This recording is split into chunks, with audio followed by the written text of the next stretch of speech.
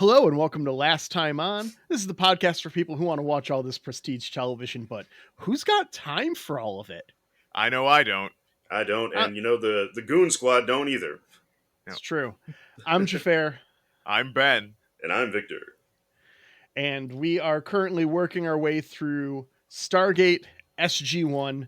This is our fourth episode of Stargate? Fourth episode. And we are at the season 2 finale. We've also made a huge mistake. Have we? Yeah. We didn't set ground rules for this and ran into another apparently famous sci-fi end of season 2 clip show. A clip show and a to be continued and a season finale. Those are like, I feel like we hit some kind of a 777 jackpot here. This was a trip. I have to admit, the same thing happened to me that's happened every other time we end on a cliffhanger, which is I just burst out in laughter because I know I'm not going to watch the next episode, and it just doesn't fucking matter. I don't know why, but like as soon as that to be continued hit, I was just literally rolling on my sofa laughing. Hang on, sorry.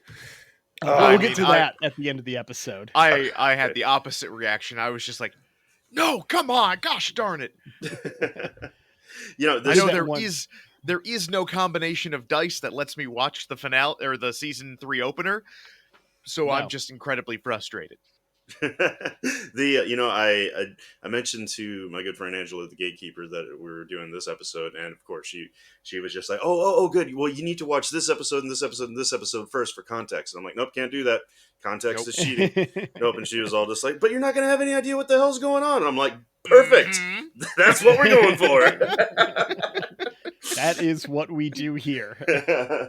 That is the name of the game here on Last Time On. Oh, yeah. Just a quick rules recap of the game that we play while we go over the episode. For this is you happen to be a first-time listener here. We have Last Time Ons, where a host will prompt it themselves and describe a thing that they feel happened in previous episodes. We have Xhafer, which is the offensive version of Last Time On. You will do it to one host will propose another host and force them to explain what happened in previous episodes. And then we have a Let's Get Weird with It, where all hosts must offer a quick oddball suggestion for how things ended up the way that they are. And if you're not a first-time listener and you've been with us since the beginning of this podcast, I just want to say thank you for putting up with my podcast newbiness. The first episode that we did for this season just aired, and I listened to it, and I was like, oh my god, I am such an idiot. So I appreciate you guys for being patient, so thank you, listeners. Can I tell you the truth of all podcasters? Vic, what's the truth of all podcasters? You're like, between this and the Who Are You guests, this is like your eighth episode of podcast you've recorded at this point. The truth of all podcasters, all veteran podcasters know this. We're all idiots. When you listen to yourself speak on a radio show, mm-hmm. you sound dumb. It doesn't matter. Awesome. I hate it. I cannot listen to it. I can't listen to the podcast. It drives me mad. Which, by the way, I was listening to the first episode we did, and it reminded me that after we recorded that episode, I was in LA at the time visiting my girlfriend, and she took me out to a Halloween party afterwards, and I was mingling with her friends and everything, and I discovered that when you're in LA, saying that you're a podcaster is not nearly as cool as you think it is.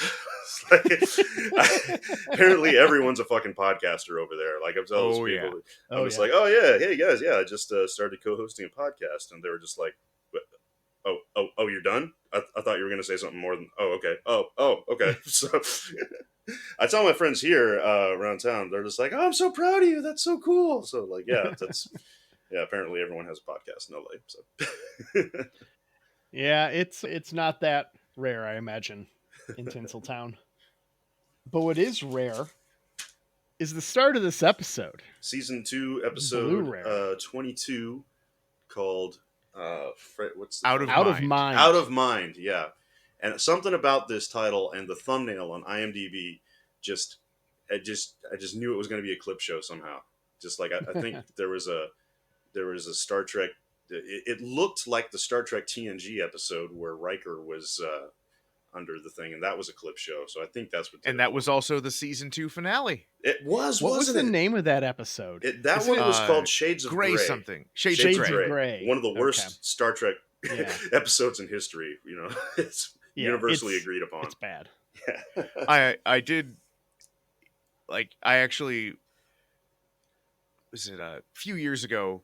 I have a very young son, and while I was dealing with being up for hours in the middle of the night, feeding him and then getting him back to sleep, just as a comfort, like, take me back to my childhood, I went and watched back through all of Home Improvement. Oh, wow. And in the middle of their season 3, they have a clip show as well. A 2-part clip show. Oh, God, and why? I was just like, this is terrible. But also, it made me realize, I'm like, okay, I'm doing the math here. What is there more to pull from? When TNG did Shades of Grey, okay, 26 episodes, hour-long episodes, 26 episode seasons, versus half an hour sitcom episodes. Yeah. And I'm just like, there's even less here than Shades of Grey. There's less stuff to pull from. Oh, God. I would have hated to be the editors on both of those projects. Yeah. I will say, I do have a favorite clip show of all time. Show episode. And I think it's the best of all time. And that is episode 2 of Clerks Animated. Oh, okay. Oh, you did mention this, yeah. Yeah, it's so good. I was going to guess Rick and Morty, but that's a different thing. I think I'm pretty sure they had a clip show. They do they do a thing once a season, I think, where it's like mostly like the intergalactic TV episodes. Oh, I love that. I have seen Rick and Morty. I would not say that I've watched Rick and Morty. Does that make sense? Yeah. It is. I really like Dan Harmon. Like, Dan Harmon is a very good producer of television.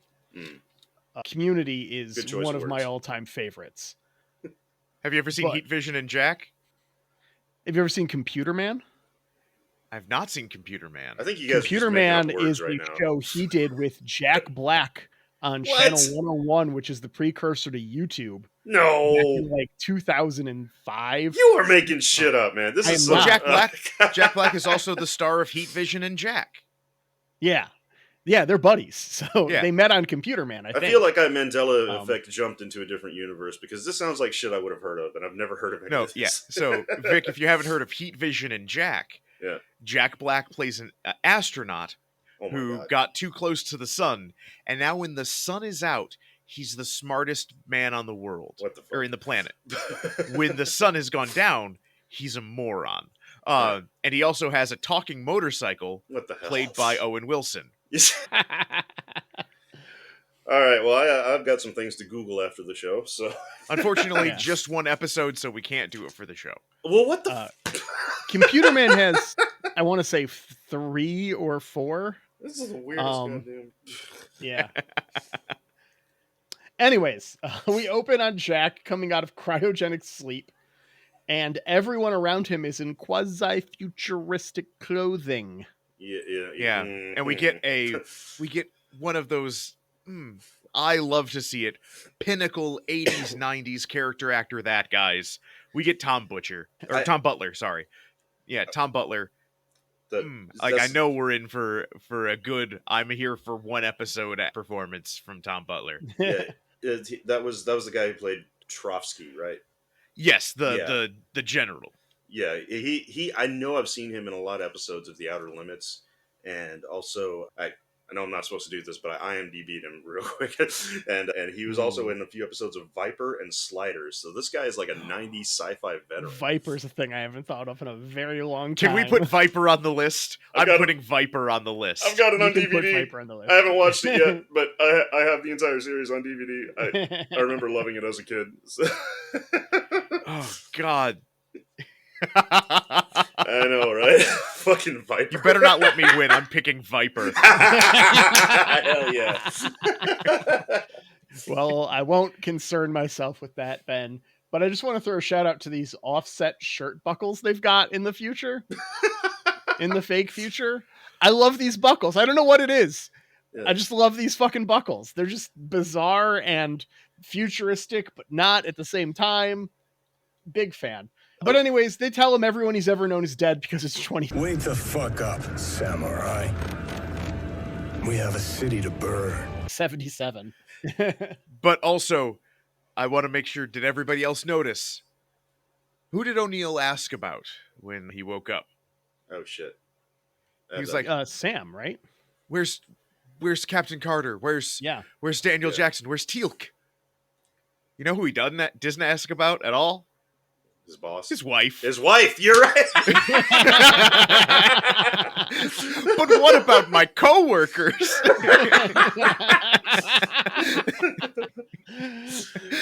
That's a good point. Yeah, no shade to any of my coworkers. If I wake up out of cryo freeze or a coma, or just even a particularly long nap, I'm not going to be like, but where's my boss? Where are the people I work with? Yep. No concern there. I mean, if you woke up at work, maybe. Regardless. Woke up. This is a big old bummer to theme. Yeah. Yeah.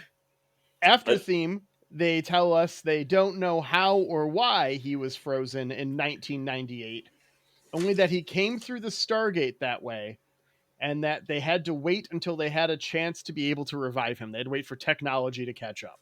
Mm-hmm. So I believe they say it is 79 years or something like that, that he was frozen. And I did appreciate this thing happening. Like, they did a pretty good job of O'Neill would ask questions like, well, what happened here? What happened here? And it was 80 years ago, man. Nobody knows. I don't know. I wasn't born yet. I don't care. And I do appreciate that, as opposed to like what we got like on TNG when they brought all those frozen people out of that satellite. They're like, hey, we Googled you, and here's everything you might ever want to know about yourself, your family, everything. We've got it all right here, because it's an egalitarian future. And then that one guy asking about his money and his bank account is like, oh, well, we got news for you. We don't do money anymore. Yeah. But I feel like they did a good representation of what it would actually be like waking up out of freezing, and it's just like, well, what happened to my parents? It's like, nobody knows. Nope. We didn't write that down. I don't care. I'm sorry for you. Go find their Facebook profile, I guess. I feel bad. Also, that you're this waking, is what Facebook is. Yeah. You're on Facebook. Like, clearly they're like, hey, I sympathize. I don't know what happened. I can't tell you what happened to you. Can you tell me what happened to you? I do really. There was one huge missed opportunity in this episode, though. He doesn't stand up and take a 4-minute long piss. Evacuation complete. Complete. Evacuation complete. Putting that sound effect in there right now. Okay. I'm worried about how long that sound effect is going to be. No. I know there's contract stuff and like stuff that is set by unions. I would have given any amount of money for them to have a one-off credit sequence that is just Richard Dean Anderson. Nobody else is in it, because they're like, the rest of your team is dead. He's like, and then it's just credits with just O'Neill. Oh, that would have been a great. That would have been a great. That would have been fun. The general tells us about these off-world colonies. Jack asks about the SG1 team, and they made it all back, but none of them survived the freezing process. Do we think this is how last episode ended? With them like going through a Stargate and something happening? I'm getting the this vibe out of the that this blue? was a cold drop in. Like, no. A cold drop in? Yeah, like. Can you tell us more about it, Vic? Can you tell us? Oh shit! What happened her? Oh shit! Okay, so here's what happened last episode. It had absolutely nothing to do with this episode. I'm gonna say the last episode was lighthearted and chill. Like, it was just them. It was them fucking off the entire time. Like, hey, what's going on? Maybe they check in with some of the other SG teams, and they're like, nothing. What's up with you? And they'll be like, nothing. I ain't doing nothing. What's up? You know, it's just bullshitting the entire time. And that's what they did. Because they did that in Deep Space Nine once. They had a real lighthearted episode right before the finale when everything went to shit and the Dominion took over the space station. So, yeah, I'm thinking they did the same thing here. They were just playing poker or no, poker's a Star Trek thing. I don't think they'd carry that over. No, they did poker in the pilot. They did, but I'm thinking what's the SG1's game? Foosball. I'll bet you. You know what? I might put that in my prediction. See, I was going to go with Chemin de Fer. What the hell is that? It's a type of baccarat. What the hell's baccarat? So my uncultured Texas ass over here. I don't know what you're talking about. It's a card game. I don't know. I wanted to imagine Teal'c going, "We bonk, bonk." I don't know. What the fuck is that? I have no clue what if you watch enough James Bond stuff, you will see he plays baccarat most of the time. Okay, all right. The general reveals that the war with the Goa'uld is not going well. And I was really hoping, and obviously it's not, but I was really hoping at this point that this episode was going to be reverse yesterday's Enterprise. Because where they bring somebody to the... They bring someone to the future, and then they have to send him back to change the past. That could be fun, and I'd like to see that episode, but... I don't know what it is, but I don't know what it is. I just called it immediately. I knew that these guys weren't real, like the Doctor. Oh yeah, it's skeezy. They were just it was like, this is shady. No, they're fucking aliens. They're changelings or something. I knew it was a setup from the get go. I don't know what it was, but I just picked up on it. Like, this shit ain't right. Yeah, so they do a brief little walkabout. And then they're like, "Hey, so we got this memory device that we want to hook you up to, just a clip show machine." Yeah, so we've got our own clip show device, and we are going to stick that onto your brain and see if you can help us remember who might be powerful enough to stop the Goa'ulds. You know, because like that's important for us to know. Like, there's nothing nefarious here. Like, we tell you if there's something nefarious here, but there's nothing nefarious here. Like, you can tell us. You can tell us who's strong enough to beat the Goa'uld. Who's strong enough to beat the Goa'uld? It does seem like a really weird question to ask. It's like wouldn't you guys know? Like, why are you asking me? You have a bigger paycheck than I do in this organization. You should fucking know these things, you know? It's also been 80 years, so it's like grabbing a guy from like World War I and being like, how do we defeat the Germans? He's like, I'd hope you'd be able to tell me. The French can beat them. Well, we got news for you. So before we get a couple clips at this point, but before we get the clips, they mention another alien race, the Tok'ra.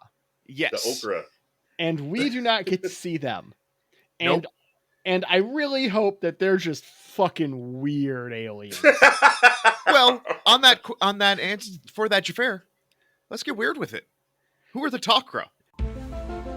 Let's get weird. They are the turtle Okra? peoples. They are the fucking Teenage Mutant Ninja Turtles. They're the super mutant versions from Teenage Mutant Ninja Turtles 2: Secret of the Ooze. That's who the Tok'ra are. They're turtle people. I love it. All right, Vic. It sounds like a who do you think the turtle-y name. Tok'ra are? The Tok'ra, I think they're okra people because that's what I heard from the beginning. I think they're vegetable people. They're like that one guy in the recent Lower Decks episode who's the guy with the moveset. Yeah. Yes, the moveset. Moopsie. Oh, the Moopsie is free! Yeah, they're fucking vegetable people, and they all look like okras with arms. So Xhafer made a Narge pumpkin for Halloween. Yes. Oh, Yeah. really? My partner Beth made a Narge pumpkin and I made a Moopsie pumpkin, and Oh we my had god, them next to each you other. must send me pics of this after the show. Yeah, for sure. It's in the Who Are You Discord. Oh, lovely. I do want to throw in that before they get to the first clip, Dr. Raleigh, that's probably not her real name, she puts a little implant in O'Neill's head, and then she adjusts it with literally an electric nose hair trimmer. Like, like the prop department just fucking phoned it in on that one. Like, they didn't add that. Nope, that is a straight up nose hair trimmer. Real quick, though, I have to get weird with it as well. Ooh, So I will say that I'm going to say that the Takra are, as we know, biology has one imperative, and that is return to crab. Yeah. So they are crab people. Crab people. Well, Look so like crab Vic, if you don't know taste this, like people. crabs have evolved independently 6 different times. So there are different crabs out there in the oceans right now that aren't that closely related to each other because they come from different points in evolution where something was just like, you know what would be better than what I am right now? A crab, and became its own crab independently. What?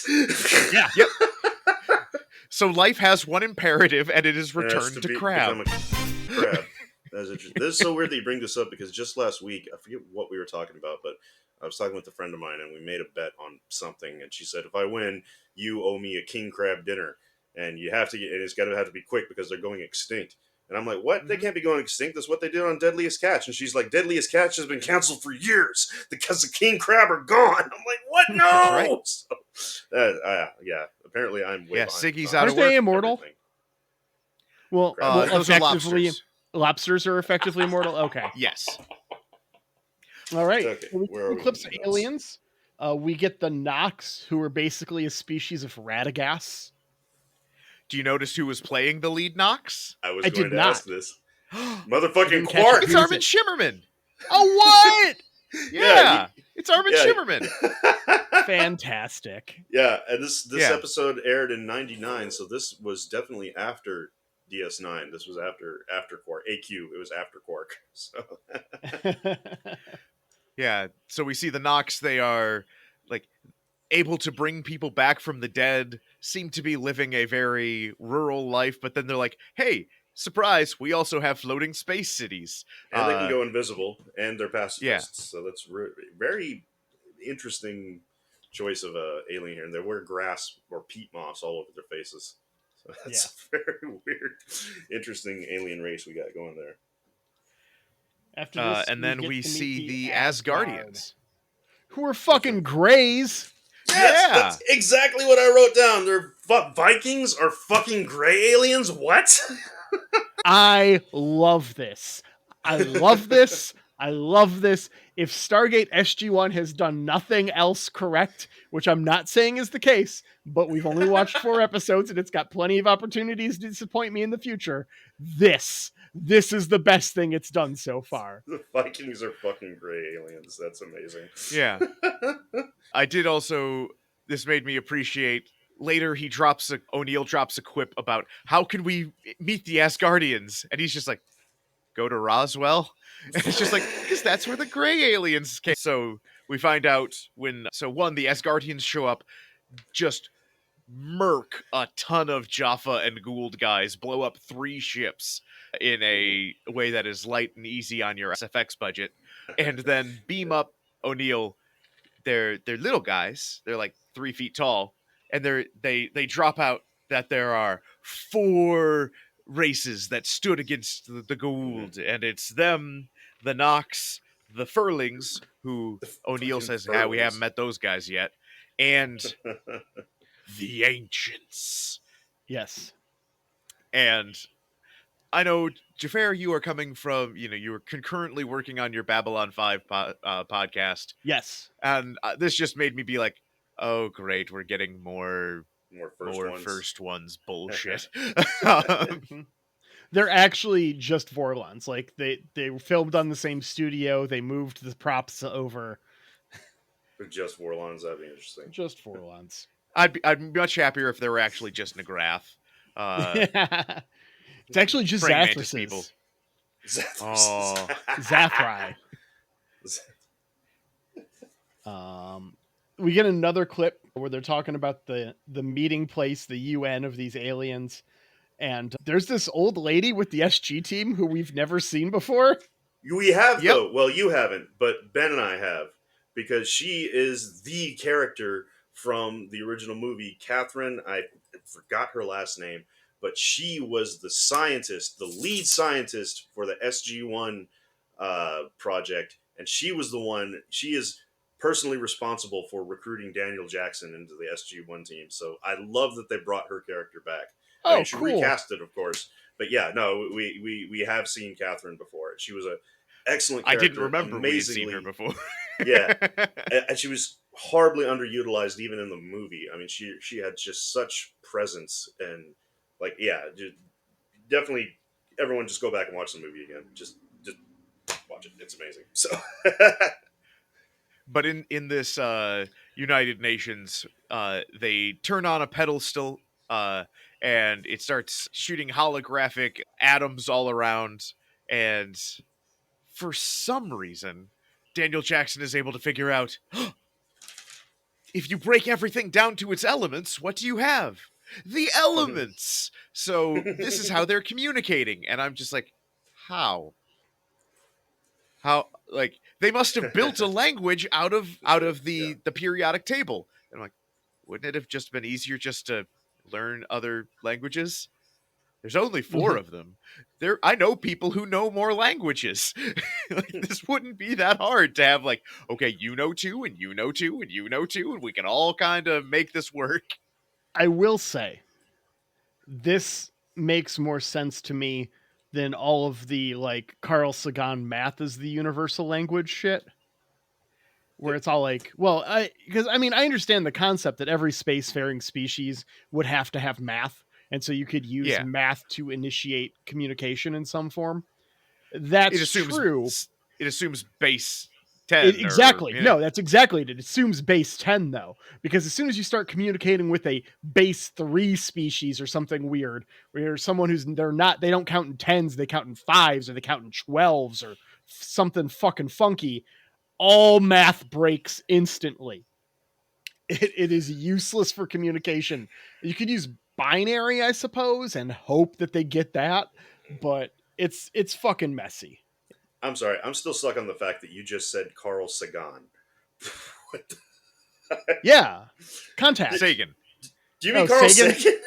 Oh, Sagan, maybe. How do you pronounce the name of this American astronomer? Sagan, not Sagan. We just had a conversation about the correct pronunciation of "pho," which apparently I've been getting wrong this in my entire life. Now I'm questioning everything, Carl Sagan. So I've been pronouncing it wrong for forever because I read his books long before I had the ability to watch Cosmos and hear it pronounced properly, and it's just my brain just defaults back because I learned it by reading and not hearing anyone actually say it. Okay. Well, see, I'm very familiar with him because my cousin is a very devout atheist, and he's one of those guys who he is so atheist he takes any fucking opportunity to tell you why you're wrong for believing in anything. And yeah, Carl Sagan is his like god and master. So yeah. Anyway, yeah. Fun. It sounded like a great time at parties. Oh yeah, he's as somebody who earned a degree in religious studies in college, I know exactly the kind of person you're talking about. And you want to know how to make them I don't know what kind of relationship you have, but if you want to make him the angriest he's ever been, all you have to do is talk about how atheism is a religion. Oh, and yeah. It makes some of them so unbelievably mad. And it's like, there are books, there are places of worship, even there are people who have been elevated to prophets. People go and proselytize. As somebody who wrote papers and like, it meets every criteria I need to talk about it as, somebody who got a degree in religious studies. And some people get real out of shape about that. I'll put that on my to-do list to piss off Cousin Mason when I get a chance. So next we get to the machine breaking down. Hey, we need to let O'Neill rest for a bit. So, hey, we're going to knock you out. We'll come back to you in a little bit. But then what happens, everybody? Dr. Jackson's turn. And then in short order, order, so Captain they Carter. run and do the same shtick over again, this time on Daniel Jackson and then on Captain Carter. Yeah. Captain Carter's next with the clip show device. And they take us to Apotheos's defeat. Apophis. There is a ship in a Stargate with a ship with a Stargate inside of it that is working, which completely blows out the tracking the coordinates to the other Stargate theory I had. Just destroys it utterly. That just would not be possible. So I got all the Stargate shit wrong in the first episode. That's okay. So did the producers. So yeah, which I'd like to just point out real quick that I should have totally made this a prediction because I called it. They destroyed those ships by fucking ramming them, because that is the best thing to do in any sci-fi space show, is to ramming speed the bad guys. That always works. And I love that they did that, and I should have made it a prediction because, damn, that was epic. And they even, I think it was Carter, even said the magic line of "punch it, Teal," when they were escaping the explosion of the ramming and everything. That was a beautiful scene. Yeah, when we're done with this, he just drives his fist through the console. He's like, "Why did you want me to do that?" It's a human idiom. He's like, "Why didn't you just say push on the throttle? I implicitly trusted you that there was something wrong with the ship that I must destroy." Jack dropped some grenades on the shield generators here. Hi, I'm Derek Bum, and I'm declaring war on toilets with new toilet grenade. Just pull the pin, pop it in the bowl, put the lid down, and let toilet grenade do the rest. Oh, this was so great. There's a guide who's like, "We must climb down several stories and then have our gear lowered to us, at which point we must," and then he looks over and there's O'Neill just grenades. Yeah. That was dope. That was awesome. Now, I do have one question here. And this is a question specifically for Vic. Well, we have our SG1 crew sneaking around the space pyramids. We see just whole squads of guys just marching around through the halls. Like the Serpentor goons. I understand. Yeah, I understand on a military installation, there are probably guys who are on guard duty, on patrol. Do you ever just march 20 guys around through the halls just looking out for stuff? If they're in trouble, like as a punishment. Yeah, and something else, this is just a beautiful sci-fi trope, or just a TV trope in general. None of those motherfuckers have name tags. That is just bad form right there, man. You were just asking to get your shit invaded from the inside out, man. Just like, no, put some damn name tags on your goons so you know if your goons are your goons or not. You know? That's the other downside of face masks, where it's just like, I haven't seen you here before. I'm new. We're on a spaceship. There is no one new. Yeah.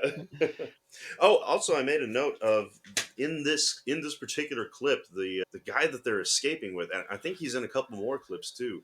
I know that actor. I know. I wrote down Dollar Store Count Dooku because I thought that was Christopher Lee. Am I getting that right? I thought that was him at first, but apparently he's another one of he's another that guy who's been in like everything, because I swear I've seen him in everything. So as part of this, we do see them blow up the two ships, and so I'm going to say last time on, that is the thing they're referencing when O'Neill and Carter got their medals for blowing up the two ships. But as part of that, they're remembering who are the old who were fighting against Apophis, who, hey, maybe an enemy of an enemy is a friend. And they mention Sakaar, who we hadn't seen before, but he's somehow able to get his face on the other side of the eye. He's the giant red face guy. That was unexpected. Yeah. And then we see Haru Starship Trooper again. Hell yeah. Yeah. I mean, it's just the same Starship Trooper. We've seen this, but yeah, we saw this last episode. Like, I'm not impressed. Like, I didn't forget it. It was last episode. The Sons of Anarchy looking guy that I wrote down. Yeah. Yeah. And then we get a lot of time spent with Ethor, who's a Lady Gould, who Jaffa's O'Neill. Yep. That was interesting. Did you notice maybe that Daniel? Did you notice that she went to remove her bra to reveal another bra right underneath it? Yeah. I've got some questions. So we get a scene where she's like in a bathtub, which I'm guessing is like a birthing chamber or something. Well, that's not a bathtub. That is a medical whirlpool. Yeah. Regardless, why does it start on fire? If I'm okay, I'm going to take that as a what happened her, and so Xhafer, I'm going to say what happened her. What the hell happened? Can't explain, but I got the van. Go for it. You guys didn't know this. Goa'uld blood reacts with water in a combustible form. Huh. So when the blood mixes with the water, once it reaches the top and hits the air, fire. And so that is why they immediately went on fire once she was shot. That is why they went to, oh, dang it, now I'm blanking on the name, Dune Planet. Oh, shit. Abydos. Yeah, Abydos. Yes. That is why they went to Abydos. That is why when they came to Earth, they went to Egypt. Because places water that are dry. Okay. Like, hey, yeah, okay, the Nile Valley, like the Nile River, beautiful, like wonderful, like verdant. We're going out here where it's kind of deserty, where we're safe, and now we subjugate you. You know where we haven't seen any Goa'ulds? Island chains. This logic is check it out, Ben. Yeah. But then why did she put all the Goa'ulds in with her to take a bath? Is that part of a ritual, or is that some kind of birthing thing? Like, it's just bath time. It's just baby got a bath. You think Goa'uld don't shit themselves when they're babies? Everything shits itself when it's a baby. It's part of being a baby. That's true. So there's this burning bathtub, and there's this scene where like Daniel's like upset and stuff, right, and crying at the burning bathtub. You can actually see Hafthor running away out the back door behind this scene. I caught that. I was curious if that was intentional. She just is, walking out. Like, did they mean to film kind of that? Casually, like. It's real weird. I'm wondering if that's her stunt double leaving the set. I would love if they found that in the edit and were just like, well, the stunt looks okay. Like, everybody's eyes are taken to the fire. You can see them going out through the door. Do we have coverage on that? No. We're bringing it back. It's going to be a surprise. Hey, season-ending reveal, right? Kind of like when they accidentally got the cameraman in Twin Peaks, and suddenly he became the bad guy of the show. Where it's just like, oops, we accidentally caught the stunt person running out of the room. We always planned it this way. How did they get over there? Shh. Didn't Captain Carter shoot her 12 times in the face? Yeah. I'm also wondering if this is just something they didn't worry about back then, because like when I saw the show for the first time, it was on a 90s television CRT TV with a coat hanger on it, where, you know, half the time I was wiggling it around and it was all popcorny anyway, so you couldn't make out half the shit half the time. So I'm wondering if that's just something like we've discussed before, the magic of the HD upscaling. This is something that we're only seeing now, you know? Yeah, it was not meant to be seen. One thing I do like, I know it is the oldest gripe in the book, but I do hate this. Hey, we're having a thing that reads your memory and projects it. Why is it showing scenes where the character's not there? if Carter's remembering all the Hathor stuff, like, yeah, it should why be does from she first remember? person view. Yeah. Well, and or just why isn't it like I can even break that level of disbelief, but it's like it's just O'Neill in that first scene. It's just watching Daniel Jackson and her before they get into the room. It's like she should like, and I know it's probably like they told her what happened and now she is remembering the whole entirety of the story, but I just hate we've come up with some sort of like narrative way to have a clip show, but it's like showing stuff you wouldn't know. At least when they did it on TNG, they're like, we have cameras recording the episode and we're just going to show it to you, number one. I was just going to point out that last scene, I'm pretty sure that scene with her and Hathor and the bathtub of fire with all the Gould in it, I'm pretty sure that the entire scene was filmed inside a locker room, a shower room in a locker room somewhere. That was odd. Like, I don't know if that's supposed to be an alien birthing chamber or if they. I got the impression it was at SG1. Oh yeah. Oh, okay, that makes sense. I can see that happening.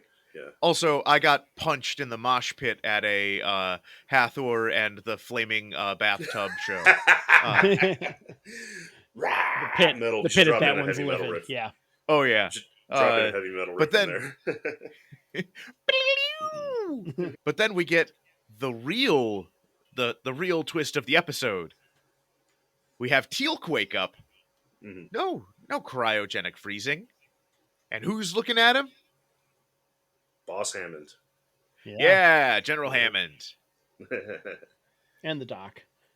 Yeah. He's been out for 3 weeks. And we learned that the crew's being held by the Gould, or at least someone commanding multiple groups of Jaffa soldiers, as we see them marching around as Jack sneaks around.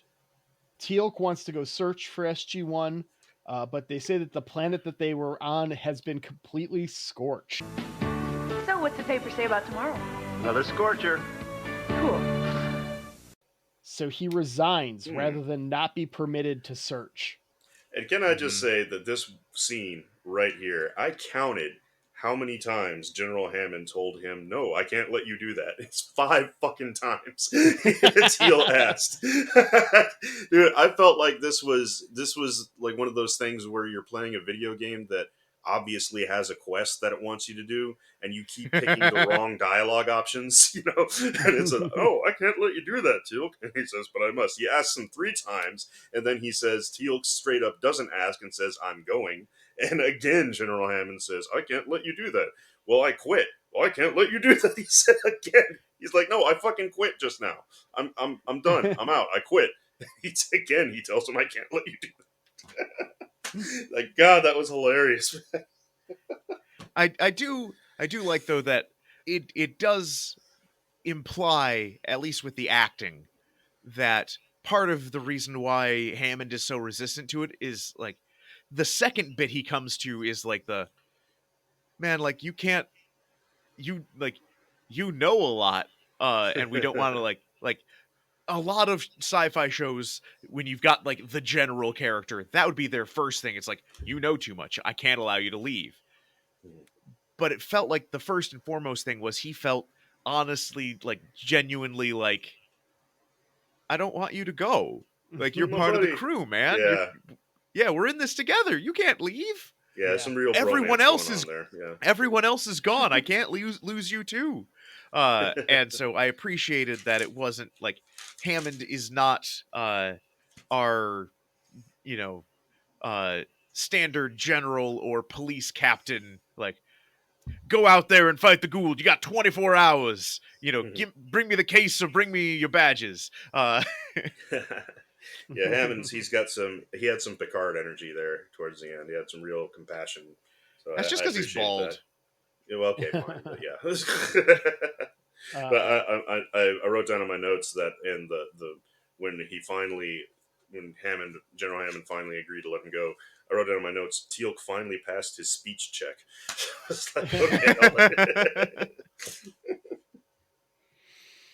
Yep, so Teal'c's going to peace out. Jack finds out that they're on a Gould ship and that the clip show device is fucking with him. He finds Sam's and frees her. They dodge their captors, find Daniel, free him, and then they find out a bunch of shit is fake in rapid succession. Fake doors, fake Stargates. I did appreciate that. So one, we see O'Neill has stopped the sedative from going into his body by pinching it off. That was awesome. Then he knocks out his nurse doctor, steals the clothes, and then while he does a little walkabout while he's Agent 47ing, and then he wakes up Carter and he's just like, "Hey, you see how I stole the clothes? Go steal that guy's clothes." He actually has to explicitly tell her. And then when they're wandering around looking for Daniel Jackson, I noticed they have absolutely polar opposite jacket buttoning. He has only buttoned the top button, like he's an extra in a 90s Hispanic gang film. And she has only buttoned the bottom button of her jacket. Oh, wow. I didn't catch that at all. I'm just like, I'm seeing it right now on the screen. I got this episode playing on my TV in the background. Yeah, that's that's interesting. Yeah, and O'Neill straight up notices the Stargate, and I appreciate that he said it's fake. It's a fake. Also, while I do appreciate that this episode, while being a clip show, it still has probably 30 minutes of real episode in it. Like, it's got more real episode than most clip shows. I gotta say, I really liked this episode. I thought it was really well done. Like, the setup for making a clip show and the season finale, it was the writing was setting up this plot is very well done. I gotta say, very awesome. I don't have any complaints about it. I was super impressed. You know, I know I've been hating on the Stargate, but this one I was very impressed. But the problem I have with this episode is there are bits where it's like, oh no, we're 45 seconds short. What are we gonna do?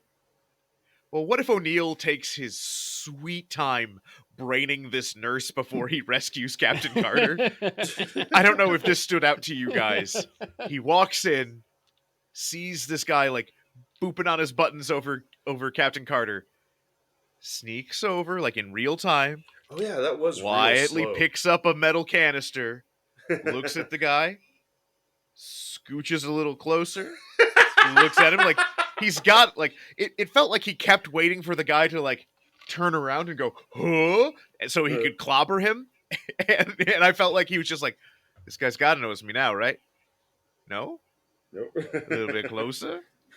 No, he's still not noticing me? Okay, fine. Just clobbers him in the back of the head. Yeah, that reminded me of another note I put down is that there was some really weird when he wakes up Carter. She's in the middle of a clip show scene where there's some kind of weird fucking thorn harpoon device that they're doing. Yeah, you know what I'm talking it's about a bomb here? with harpoons. Yeah, and he gets stuck to the wall, and that just I felt like that added nothing to the story or the plot here at all. Like I don't see how that possibly could have been relevant. Like maybe if I had seen the episode, I would understand. Or if I'm to make an assumption, yeah. It's because she had just heard that O'Neill was dead, and she was remembering a time where they thought O'Neill was going to die. That makes sense. Yeah. Mm-hmm. Also, am I crazy?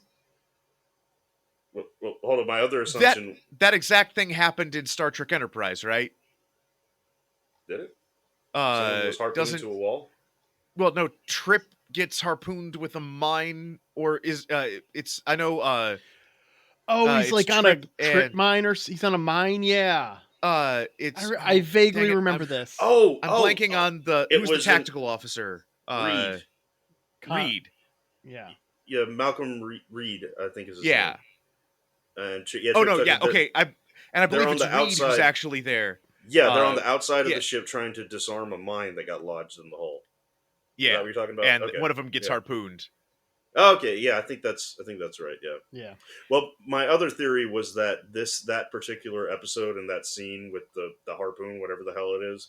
My other theory is that was a very expensive episode to produce, and the producers were like, "We're gonna get our fucking money out of this. Put it in the clip show." While they are getting out there, though, Carter does mention that they must have been able to detect the Noctiva in her system. So, Xhafer, I have to ask you, what happened? What the hell happened? Can't explain. But I got the van. Her? What's Yes. the Noctiva in her blood? Oh, fuck. Sci-fi bullshit, go! Well, you see, you just have to parse the tachyon field with some positrons. Yeah, that doesn't make any. It never makes. Well, going any through sense. a subspace anomaly. Well, going through a subspace anomaly. A wrong type of Makes sci-fi perfect bullshit. sense. No, this was a thing where she had been poisoned when they were on a trip. And this is the antidote was like the locals' blood because they're naturally immune to it. So this is and now she's got alien blood. Well, I think it's human aliens, not alien aliens. But yes. So she had an alien transfusion to save her life at some point. Yeah. Alien blood transfusion. Exactly. That makes sense. Yeah. Yeah. All right. I do appreciate here now we've got our team together. They make their way back to the Stargate and are looking around the room, and O'Neill kicks it and goes, "It's fake." Yeah. And that makes me believe he has on more than one occasion kicked the real Stargate. He's like, "Real Stargate ain't hollow. I know, I know this stuff." I could see him doing that. I could see him just. Oh, fucking absolutely! kicking the It's Stargate. totally in character. Damn it! Yeah, that wasn't the first time he's kicked a Stargate. Yeah. So while they're kicking the Stargate, Half-Thor shows up. She wants information and is going to turn one of the three of them into a Gould to get it. I love the line from O'Neill at this point. I wrote it down because he says, "Oh, I so hoped I'd never see you again in my life." Dude, next month when I have to go back into work to turn in my retirement paperwork, there are so many people I'm going to say that to. So it was beautiful. I haven't paid into the pension either. What'll I do when I retire? I thought you were retired. Hey, I don't see you planning for your old age. I got plans. I'm gonna turn my on-off switch to off. Yeah, and we end on a cliffhanger. They all turn down living lives of luxury in a Gould court. Mm-hmm. Because, well, one, it does seem like Hathor is like, "Hey, I want to like kill everybody, like all the other big bads you've seen. Help me out." And they seem to have I'm guessing from the episode she was in, a natural predisposition to be like, "Hey, screw you, lady." She doesn't seem very trustworthy, no. No. It's very different than when we first met Haru and they were just like, "Hey, let's be buddies." And he was like, "How about I eat you and make your children my slaves?" At least she's just like, "Hey, let's be buddies." And they're like, "Fool me once." Plus, I wrote down in my notes here that when she brings in the Xhafer goon that has the Goa'uld in his belly, if you have the subtitles on, when she goes and pulls it out of him to go implant in one of the SG1 guys, the subtitles literally say "wet suction pop." Ooh. Ooh.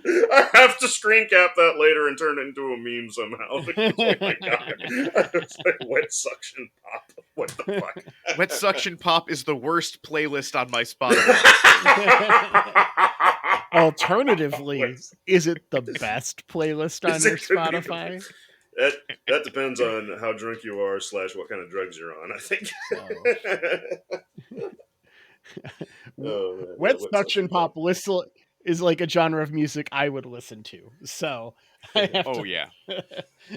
I do have one Gator hater point ding for this show, and that's we put the dings in post, Vic. You don't have to say it. Yeah, I don't say it.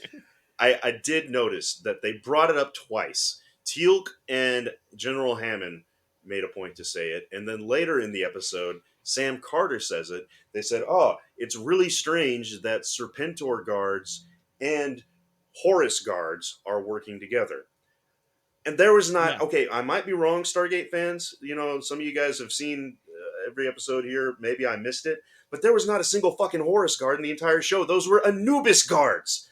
I don't know shit about Egyptology, but I know that. I know those were not Horus, they were Anubis.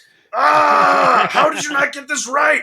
Like, for fuck's sake, they're right there with the jackal faces. They don't look. Horus is a goddamn bird. Like, how did you not know this? Ah, that irritated the hell out of me. But I know, and I was really sad because I was really hoping to see Alpha Legion and Black Legion teaming up together. That is a joke just for the two people who know Warhammer enough to be like, yes, Snakes, the Alpha Legion, Horus, the Black Legion. Okay. Yeah, that sounded like a Warhammer joke. Yeah. So, Vic, you see, the Horus heresy. I'm somewhat familiar with that much. Please, no. I do love the lore of Warhammer 40k, just not the people who play the game. Fair. Xhafer and I both play the game. Yeah. Well, we've had this discussion before. Yeah, you guys are cool. Yeah, I also don't like people who play Warhammer. Mostly. Yeah. There's a handful of exceptions, and I knew enough of them to actually start playing. Yeah. Speaking of playing the game, who do you guys think is getting this Goa'uld? I mean, besides clearly none of them, because it doesn't matter and we're not watching the next episode. But, hypothetically. Oh, Carter. Carter? Oh, yeah. Yeah, I mean... that would make sense, because I got the impression that Daniel Jackson has been Goulded before. And same. Obviously, O'Neill has, because we got the clip of her cutting an X in his fucking stomach. So he probably had it at one point. So that leaves Carter. She's got to be the only one. It's her turn. Yeah. Okay. Checks out. Yeah. Also, I felt like this is absolutely like the cheap 1998 like sci-fi titillation we could get, where it's, Hathor comes up and is waving a phallic alien in Carter's face, and it's just like, you can see this is suggestive, right? And it's like, yes, we can. Yes, we can, Showtime. It's like, can you tell? Can you tell? It's like, we got it. More snake in the face. Snake in the face. I think we got your episode surprised title. Snake in the face. We haven't seen any nudity. Showtime has nudity, right? I'm assuming this is the edits that went back after Sci-Fi bought the show. Oh. Well, I could have sworn they would have that to do in that, the pilot episode, the blonde girl who got kidnapped, I could have sworn we saw her boobs. But maybe that's just my teenage brain wishful thinking, remembering it when I first saw it. I could have sworn there was nudity, but oh well. Not in the version that is on Amazon Prime. Yeah. Okay. I'm sure there's some fan art out there. I'm not interested. I am not looking up Stargate Rule 34. Ben doesn't need to see a Stargate fucking someone. Oh no, I was saying that like it's going to be stuff going through that Stargate. Well, the Stargate moans, "My chevrons are locked, Daddy."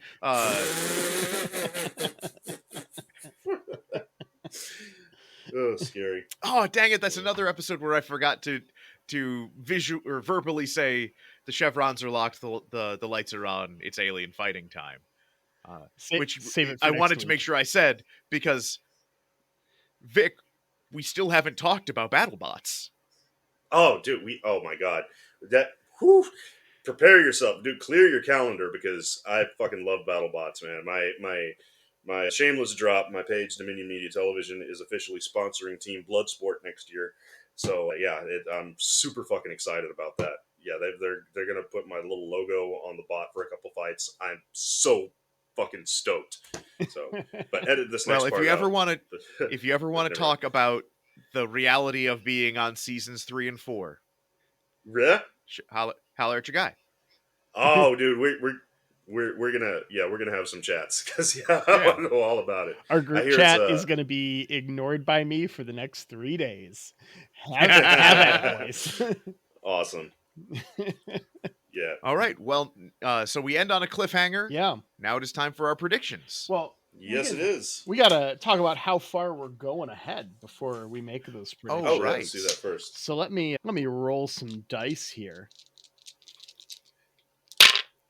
19. We are skipping 19. We're gonna go to, because it's a season finale, season 3, episode 19. New Ground. I've got it pulled up. You don't need to look it up. Oh, it's Okay, a terrible cool. Flash animation? New Ground. I haven't thought about that thing in a while. Nice. New Ground. But before we make those predictions, Vic, why don't you pull up the lab results for us?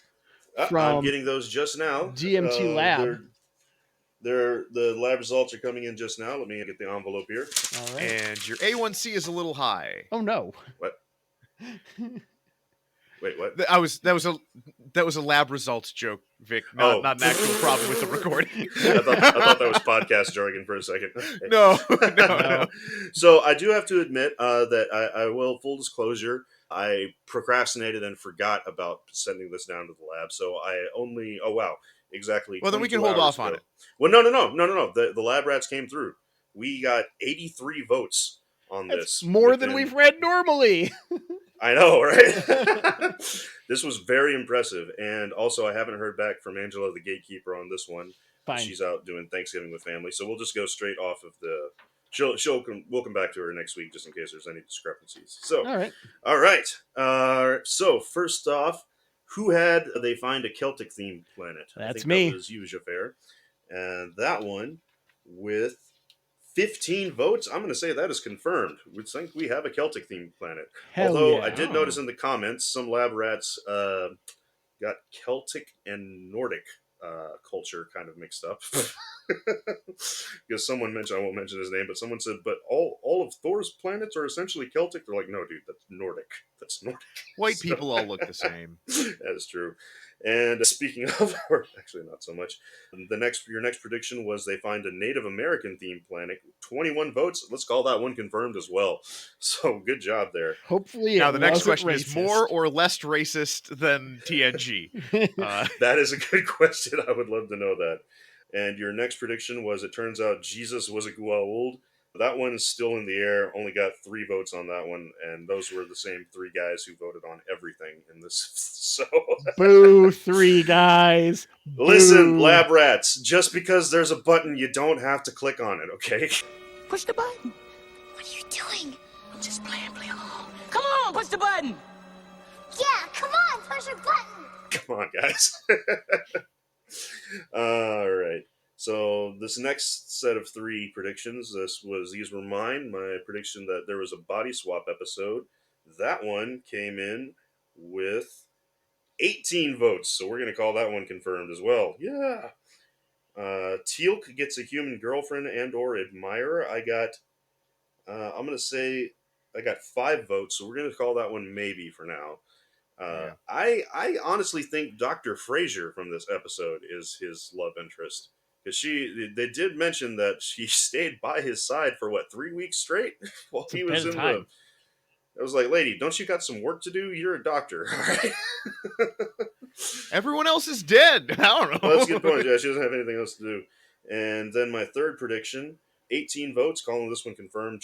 Daniel Jackson dies and is resurrected at least once. That absolutely has to happen. Yep. So next we have. Although I will ask Angela for this clarification, because Daniel Jackson died in the movie and was resurrected, so I'm not sure if I made it clear that this is an SG1 prediction. So we'll put a pin we'll in get that clarification on it. Yeah. And next up are Ben's predictions. Carter's dad never returns. That's a definite 0. So it looks like Carter's dad becomes a reoccurring character. Also, 0 points on Armin the reporter's story getting leaked to the news. Also got 0 votes as that as well. Yeah, which I'm not sure. I really feel like that happens. There's no way this entire show happens without SG1 being in the news somehow and becoming public knowledge. And it also would feel weird for him to hey, we wrote this character, he dies, blaming O'Neill, and now that thread is just done. Yeah. And finally, the SG1 heroes team up with Apophis to take down Harrower. 4 votes for that one, so put a pin in that one as well. That one, that seems like that's possible. I think we got some hints of that in some of the flashbacks in this episode as well. So there we are. was going to ask if Xhafer, do you have a running tally for us so far? Or I know you got a spreadsheet for everything. So. I have not been keeping track of your individual scores because I don't care. I have been. I know how many points I have. If you give me a moment, I can add it up.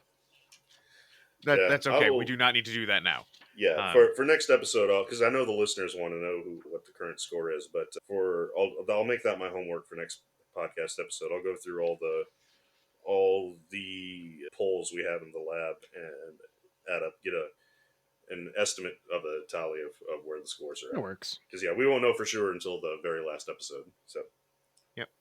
All right. Well, I'll go with mine first. Start us off. Lincoln, what are you doing up there? Guessing.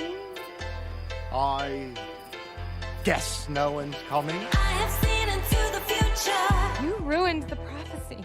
So my daytime, Teal'c saves the day. Teal'c shows up, rescues our crew from this current situation.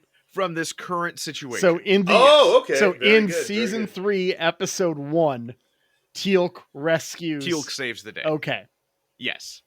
Just want to be clear here. Not just in general. At some point in the series, Teal'c saves the day.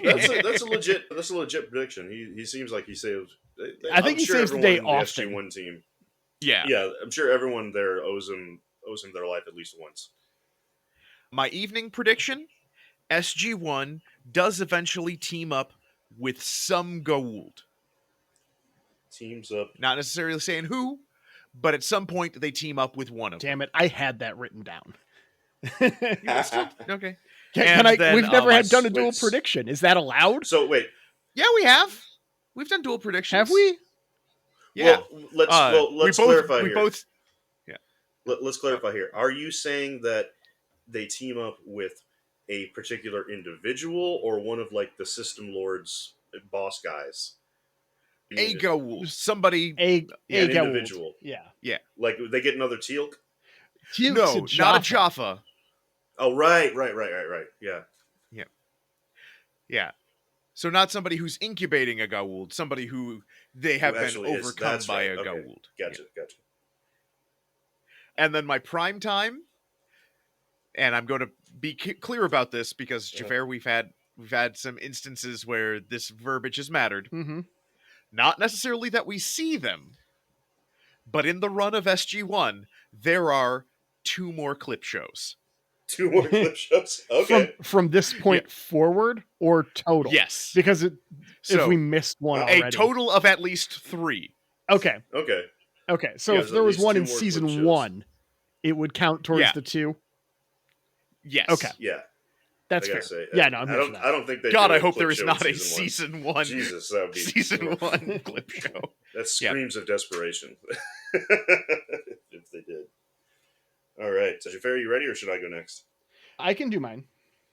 All right, cool. So my daytime prediction is just kind of a shot in the dark, but given some of the actors that we've seen on this show, I'm expecting Clancy Brown to show up. Ooh. So I'm just going to throw it out there. Clancy Brown at some point in this show. I have not checked his IMDb page in a long enough time where I feel like this is a safe. I haven't had to check it for Who Are You or anything. Okay. I do not know who that is, so I'm going to have to look them up later. You do. So. I promise you do. Okay. He's the Kurgan from Highlander. Geez, dude, I haven't seen that. He's the bad guy. He, the preacher in Carnival. Does he have like a really gruff voice like this? Does he talk like this? He has a very gravelly voice. He's the drill sergeant in Starship Troopers. The enemy cannot push a button if you disable his hand. Okay. Huh, okay. Gotcha. Okay. My evening, same as Ben, they eventually team up with one of these Goa'ulds. Okay, now clarification. I'm going to do the exact same as Ben. Just for the sake of making the poll easier, I will make no distinctions. I think if we weren't doing the polls, I might make it a little different, but we are already confusing the lab rats enough, I feel like, with some of these. Don't want to make it worse. Yeah, that'll work. Because it's annoying when I have to type in more than 8 because of the way the keyboard works. I have to close it down and then open a new window. So this will work. You're making it easier on me just with. And then finally, we've had some religious figures. Like some of the pharaohs and stuff. I threw out Jesus. Oh, what are you doing, Xhafer? Last time? I want to do another someone famous, a historical figure. Carl Sagan is a ghoul. I've written down that Plato was an alien. Plato was an alien. That's okay. That's as my prime time. I figure that's 3-point worthy, kind of out there prediction. That's definitely 3-point worthy. I will say I appreciate that because Plato is very important to me. Plato is part of how I knew I loved my wife, because we were sitting at a coffee shop at one point and I was talking about Aristotle and mentioned he was a student of Plato. And my girlfriend at the time goes, "I'm also a student of Plato. I love making shapes." Like, I love this woman. I'm going to marry her. And I did. It's a good joke. All right, so now it's my turn. I'm going to... So I've written 2 predictions down so far. I'll just have to make the third one off the spot. So for my daytime prediction, I'm going to say... I'm not meant to bring this up before on the show. I just keep forgetting to. I think it's kind of stupid and fucked up that the whole Stargate command is just the United States. Like in the last episode we covered, they were talking about how they can't let it leak to other nations. And I paused for a second and I was like, hold up. You guys are fighting aliens hell-bent on exterminating the planet Earth, and you're just letting the United States handle this on their own? That's stupid. Come on, guys. What the fuck? So my prediction is they're going to open up the SG Stargate command. They're going to get other nations in on it. Like, they have to. Come on. Like you cannot expect the U.S. to hold off this entire alien invasion fleet. So that's my daytime. Okay, evening. Yeah, I'll get this right one day. My evening prediction is that Teal'c liberates some Xhafer out there. Like he's going to go find a group of Xhafer and he's gonna free them release them from their and he's gonna be leader of his own little Xhafer gang, and he's gonna be teaching them how to live in the world on Earth and stuff. And okay, so now for my primetime prediction, I'm going to say, just making this up off the top of my head, that the president, we find out the president is a Goa'uld. All right. Weirder shit has probably happened in this show. Yep, the president probably has been replaced by a Goa'uld. Yep. All right. Well, we'll be watching Season 3, Episode 19, New Ground. The SG1 team travels to Bedrosia, where, unknown to them, the planet's 2 cultures have been at war. This sounds like some good sci-fi right here. Bedrosia? I don't know how it's actually pronounced because we haven't watched the episode and I can't check it. So that's how I read it. This sounds like the name of a setting in a sleazy fantasy romance novel, like Bedrosia. For sure. All right. Well, that's Xhafer, to you. That. I already made my predictions, Ben. No, you have to thank Ripe. Oh, I mean, anyone can thank Ripe. Everyone should thank Ripe. Everyone should thank Ripe for letting us use Goon Squad as our lovely theme music, even if it has gotten every single episode flagged for copyright by YouTube that we put up. Even though we have the permission, we're good. I even put in a claim, and they're all like, "No, you don't." And I'm all like, okay, automated bot thing. I don't give a shit what you actually say. But I do give a shit what Ripe has to say, because they let us use Goon Squad. And thank you to Annette Lucina for your photograph of a television that you have put under Creative Commons so that we can use it for our podcast artwork. And thank you to Angela the Gatekeeper for your experts to Stargate wisdom. And thank you to Dominion Media Research Lab and all the lab rats there. And if you enjoy our podcast, feel free to leave us a 5-star review and we'll give you a shout out here on the show.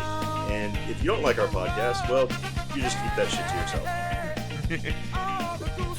yourself. Keep that shit to yourself. And we will see you next time on Last Time On. All the cool stuff gonna show you.